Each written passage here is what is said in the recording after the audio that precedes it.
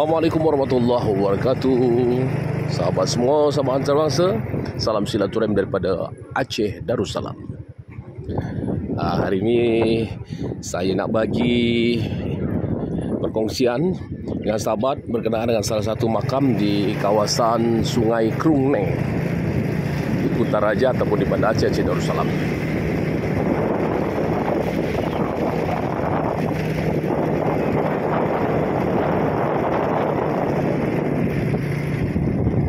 Ini Taman Krung Neng dan ini sungai atau disebut dengan Krung Neng. Nah, di tengah Krung Neng atau tengah sungai ini, sahabat, ada satu gundukan bukit kecil itu ada makam atau kuburan. Kuburan siapa itu, sahabat? Kita lihat, kita dekati.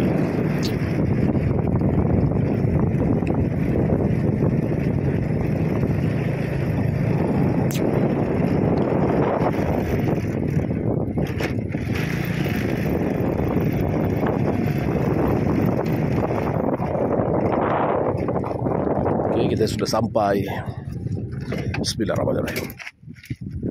Di lokasi salah satu pusat lokasi tsunami Aceh.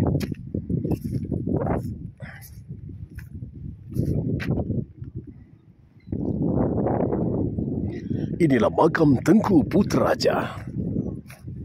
Assalamualaikum ya ahli kubur. Salamullah ya syada minar rahman yasakum. Ibadallahi jinakum. Qasadnakum. Talabnakum. Assalamualaikum ya Rasulullah.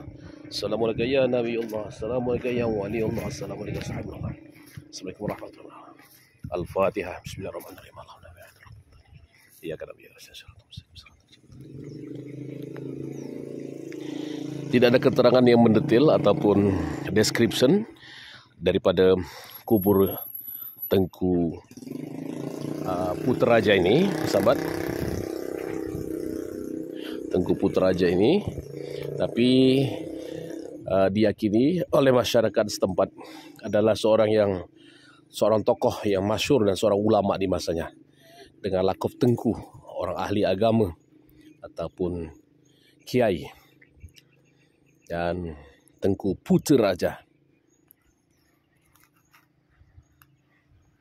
Tidak ada keterangan di sekitar makam, dan ini ada beberapa kubur dengan nisan-nisan yang sudah hancur.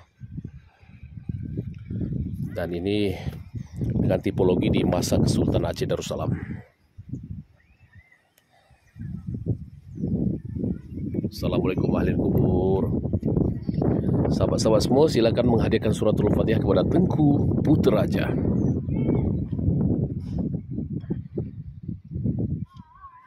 Dan ini beberapa makam atau kubur yang selamat pada saat musibah tsunami Aceh.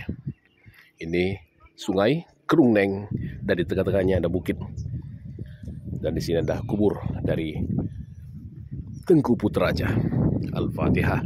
Bismillahirrahmanirrahim.